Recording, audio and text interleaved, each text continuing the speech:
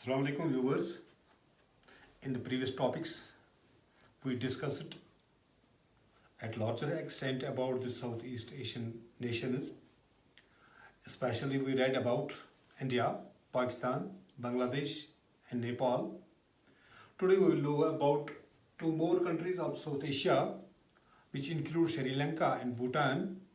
First of all, we will try to know about the democratic setup in Sri Lanka. As you know, this Sri Lanka was also a colony of the Britishers. It got its independence in the year 1940. But before knowing its democratic setup, let's know what is the setup of the population. The setup of this population is that it is an island country, and there are living two groups of people. The first group, who constitutes 74% of the population, is known as Sinhalese. They trace their origin from the Aryans who live in the eastern India, and another group who constitute near about 26% of the population.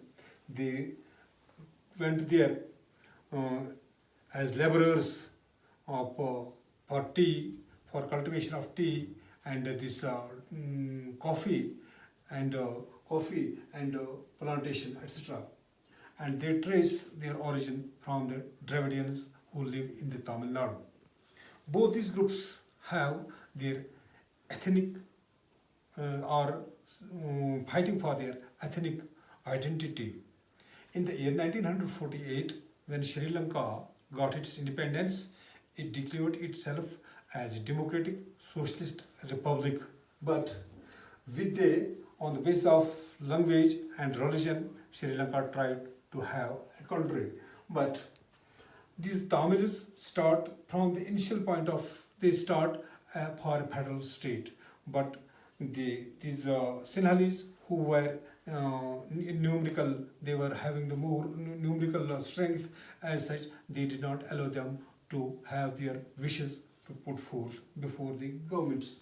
As such, since the 1977, they start movements of separation. They start the movement for separation of Tamils from this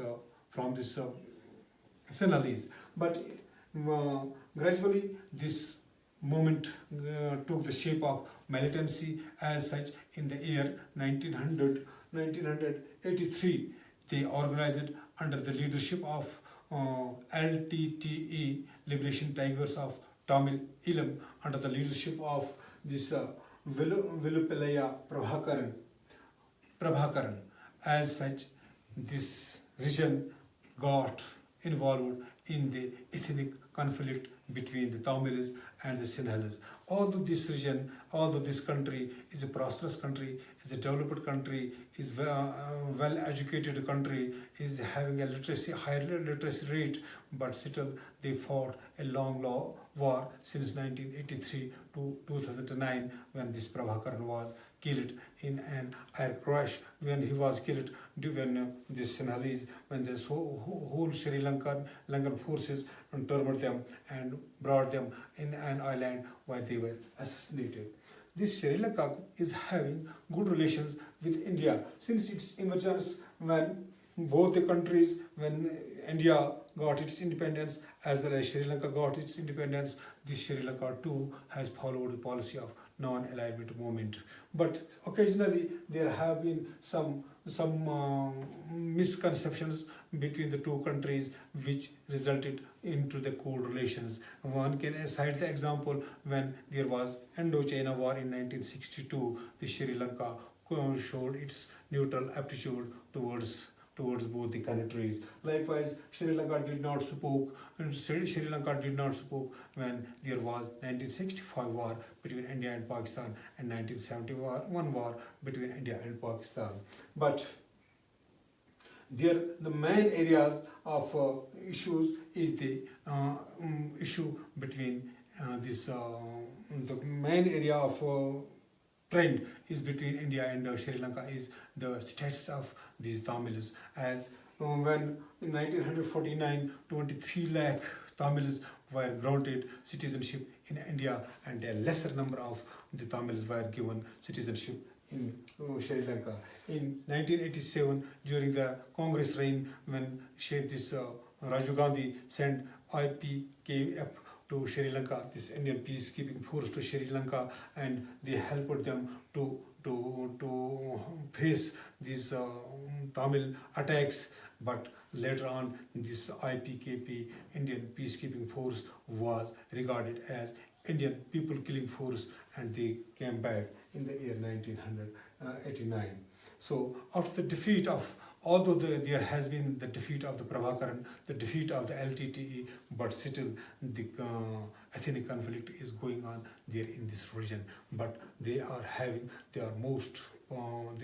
can say that Sri Lanka has never seen this dictator rule. This has never seen the monarch rule. Since its inception, it has practiced the democratic rule, and this Sri Lanka and India are the only two countries in the region who has seen this democratic rule. Likewise, we are having another country, what we call as Bhutan. It is the another country in the region. Since 1950, we can say it has been since 1950 there has been the abolition of the slavery, as well as culminating in the enactment of the Bhutan's constitution. The first elections were held in the Bhutan in the year 2007, and all the local elections were held on the basis of democracy. And in the year 2011, National Assembly elections were held under bicameral legislature with multi-party system.